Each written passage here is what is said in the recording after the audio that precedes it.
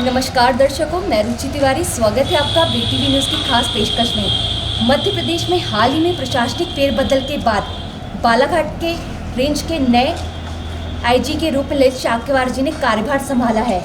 क्षेत्र की कानून व्यवस्था और भविष्य की रणनीति के लिए चर्चा करने के लिए आज वे हमारे साथ मौजूद है। सर, बहुत बहुत स्वागत है आपका। Thank you.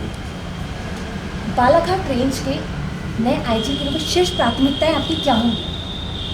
प्रायोरिटीज़ तो हमेशा पुलिस में चेंज होती रहती है, क्योंकि हर दिन आपके साथ एक नए चैलेंजेस आते हैं, नए क्राइम होते हैं, तो उसके हिसाब से आपकी प्रायोरिटी हमेशा चेंज होती रहती है। लेकिन मेन प्रायोरिटी जो पुलिस की है वो बेसिक पुलिसिंग होनी चाहिए और पुलिस का और जनता के साथ एक फ्रेंडली एटमॉस्फेयर होना चाहिए, जिससे कि आम जनता बिना किसी हिचक के, बिना किसी डर के किसी भी थाने में, चौकी में जाके अपनी कंप्लेंट लिखा सकें और उसकी त्वरित कार्रवाई हो। यही क्षेत्र में बढ़ते साइबर अपराधों और ऑनलाइन ठगी को लेकर के आप किस तरह की तकनीकी सुधार लाएंगे? सबसे पहली बात तो यह है कि साइबर जो फ्रॉड है वो मेनली हमारी जब अवेयरनेस नहीं होती है, आम जनता की, गांव के लोग हैं इतना ज़्यादा जानते नहीं हैं, जबकि मध्य प्रदेश सरकार के द्वारा, भारत सरकार के द्वारा भी, रिजर्व बैंक के द्वारा भी समय समय पर बड़ा अलर्ट जारी किए जाते हैं। और आप जैसे सोशल मीडिया में भी देखते हो कि कोई आपको फ़ोन कर रहा है कि मैं आपके बेटे का दोस्त बोल रहा हूँ और मेरी तबीयत ख़राब है, पैसे नहीं है, आप प्लीज़ डाल दीजिए। आज सुबह ही मैं एक वीडियो देख रहा था, तो उसमें उन्होंने बोला कि हाँ मैं भी डालता हूँ, तो इतने में अलर्ट आया कि नहीं पहले आप अपने बेटे से चेक कर लें।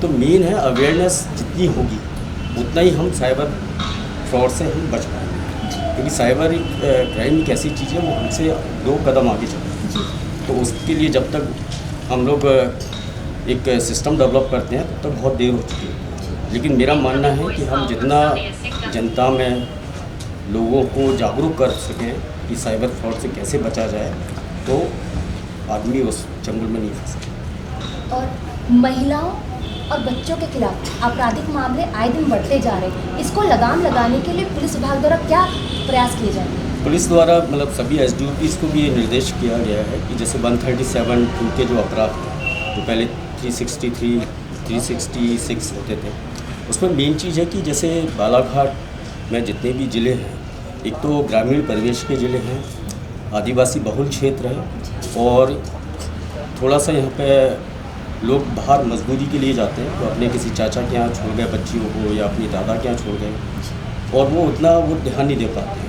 और ऐसी टीन एज होती है कि वो किसी के भी बहकावे में बच्ची आ जाती है। तो मेन यही है कि जगह जगह पुलिसकर्मियों के द्वारा चौकी लगाई जाएगी। एक आवर का गांव होगा, उसके एडजॉइनिंग जो गांव होंगे उनमें लोगों को बुला के जितना हम लोगों को जागरूक कर पाएंगे इस दिशा में। पहले ये होता था कि लोग मोहल्ले में भी कोई बच्चा किसी पान की दुकान पर खड़ा होता था तो या कोई बच्ची इधर उधर होती थी तो उसके घर पे मोहल्ले वाले ही बता देते थे, कॉलोनी में इतनी वो एकता रहती थी। लेकिन अब चूँकि न्यूक्लियर फैमिली है, लोग सोशल मीडिया में, व्हाट्सएप पे, मोबाइल पे इतना बिजी हुए हैं कि वो अपनी बच्चों पर ध्यान नहीं दे पा रहे। तो मेरी यही रिक्वेस्ट है कि सोशल मीडिया का उतना ही यूज़ करें, मोबाइल का जितना कि आपको ज़रूरत है। मीडिया मतलब टेक्नोलॉजी न्यूट्रल है, उसको हम कैसे अडॉप्ट करते हैं ये हमारे ऊपर होता है। बहुत सी अच्छी भी चीज़ें हैं, नेट के माध्यम से बहुत ज्ञानवर्धक चीज़ें भी बच्चों को प्राप्त होती है, लेकिन उसके साथ ही उसके नेगेटिव इफ़ेक्ट्स भी हैं। तो घर वालों को भी ये देखना चाहिए कि बच्चे मतलब क्या कौन सी साइड देख रहे हैं, तो उस पर थोड़ा सा फोकस करेंगे, ध्यान देंगे, तो बच्चों में भी थोड़ा सा एक अवेयरनेस आएगी और उनको पता पड़ेगा कि क्या सही है। और सर, जैसे अपने बच्चों के बारे में, आजकल जो युवा नशे और अपराध के मामले में काफ़ी बढ़ते अपराध के मामले में घुसते जा रहा है, इसको लेकर के क्या प्रयास किए जाएंगे? इसके लिए अभी भी जैसे आपने देखा होगा कि नशा मुक्ति अभियान पुलिस के द्वारा चलाया गया था, तो उसमें गिनीज वर्ल्ड रिकॉर्ड में भी मध्य प्रदेश पुलिस को और DG सर को बहुत सराहना प्राप्त हुई थी। उसी तरह से इतने भी जो भी वर्कशॉप हैं वो संचालित किए जाएंगे। मेन ये है कि बस आप कैसे नशे से दूरी है जरूरी, जिस तरह का जो स्लोगन था, उसी तरह से गाँव में, देहातों में जो अवैध नशे का जो कारोबार करते हैं उन पर सख्ती से लगाम कसी जाएगी, जिससे कि बच्चे नशे की गिरफ्त से दूर हो सकें। क्षेत्र में बढ़ती सड़क दुर्घटनाएं और यातायात का सख्ती से पालन के लिए पुलिस विभाग द्वारा क्या कार्य योजनाएं हैं? आपने बिल्कुल सही बताया, क्योंकि गांव में आजकल लोगों के पास इकोनॉमी इतनी तेज़ी से बढ़ रही है जी। कि वो लोगों के पास पैसा भी है और बच्चे भी मोटरसाइकिल पर बिना हेलमेट के घूमते हैं। तो कम से कम उनके पास ड्राइविंग लाइसेंस हो, एक प्रॉपर जो लर्निंग लाइसेंस होता है, उसके बाद ही वो रोड पर है। और माँ बाप को भी देखना चाहिए कि बच्चों जब भी निकलें, बच्चे निकलें तो बिना हेलमेट के नहीं जाए, क्योंकि हेलमेट आपकी जान की रक्षा नहीं करता बल्कि आपके परिवार की भी सिक्योरिटी उसमें होती है। क्योंकि यदि आपको कोई हेड इंजरी हो गई तो आप समझिए कि व्यक्ति या तो मृत्यु होती है व्यक्ति की, या फिर वो कहीं ना कहीं मेंटली डिसेबल्ड होता है, या फिर हाथ पांव यदि आदमी के फ्रैक्चर होते हैं तो 2-4 महीने में ठीक हो जाएगा। लेकिन यदि सिर में चोट लगती है तो उसके कॉन्सिक्वेंसेस बहुत गंभीर होते हैं। तो यही है कि ट्रैफिक अवेयरनेस के प्रोग्राम भी तीनों जिलों में चलाए जाएंगे और लोगों को अवेयर करेंगे कि हेलमेट लगाएं और ट्रैफिक नियमों का पालन। हाल ही में बालाघाट जिले को नक्सल मुक्त होने की दिशा में एक बड़ी सफलता अर्जित हुई है। इस स्थिति को स्थायी बनाने के लिए क्या प्रयास रहेंगे? ये बहुत बड़ी मध्य प्रदेश सरकार की और पुलिस विभाग की बहुत जो कहते हैं कि बहुत बड़ा अचीवमेंट है। और जब कोई चीज़ ख़त्म होती है तो एक ट्रांजिशन फेज़ आता है। ट्रांजिशन फेज़ एक मतलब उसमें चैलेंजेस काफ़ी होते हैं। तो वही है कि जो नक्सल मुक्त जो बालाघाट और तीनों जिले जो हुए हैं उनको पुनः पनपने नहीं दिया जाए। कैसे कैसे कम्युनिटी पुलिसिंग के माध्यम से या डेवलपमेंट जो प्रोग्राम हैं उनके माध्यम से जो मुख्य धारा से हट गए उनको कैसे जोड़ा जाए।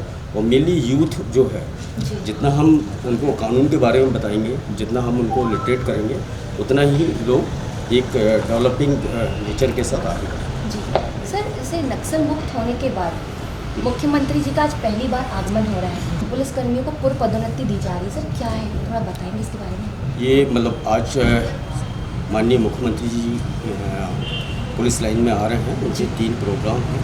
तो शहीद स्मारक में जितने भी हमारे जवान अभी तक नक्सल उसमें शहीद हुए हैं उनको श्रद्धांजलि अर्पित की जाएगी। उनकी एक एग्जीबिशन लगाई गई है। साथ में एक पूरे बालाघाट नक्सल प्रभावित क्षेत्रों का एक सैंड मॉडल तैयार किया गया है जो माननीय मुख्यमंत्री जी को दिखाया जाएगा।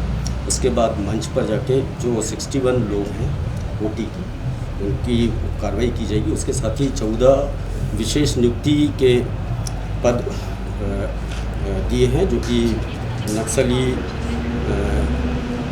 के कारण मतलब जिनके परिवार प्रभावित हुए उनके किसी बच्चे को आज 14 नियुक्ति पत्र भी ऐसे कुल मिलाकर 14 लोग हैं उनको नियुक्ति पत्र वितरित किया जाए। वन संपदा और अवैध उत्खनन की एक बहुत बड़ी मतलब मुद्दा है। हाँ, तो माफियाओं के खिलाफ आपकी कार्रवाई का स्वरूप क्या है? देखिए मतलब सभी डिपार्टमेंट, फॉरेस्ट डिपार्टमेंट, CCF भी है यहाँ पे और काफ़ी यंग DFOs हैं। उनके साथ एक जॉइंट मीटिंग भी की जाएगी और साथ में कलेक्टर, SP और फॉरेस्ट इन तीनों की भी एक मीटिंग होती है। और जो भी उचित और कार्रवाई होगी वो बिल्कुल की जाएगी और जो भी गलत दिशा में जाएगा उसके लिए जो कानूनी कार्रवाई वो सख्ती से की जाएगी। Thank you. तो ये थे बालाघाट जिले के नवागत IG श्री ललित शाक्यवार जी, जिन्होंने हमारे सभी सवालों का बहुत बखूबी से जवाब दिया है, जिनका हम दिल से धन्यवाद देते हैं। सर बहुत बहुत धन्यवाद। Thank you.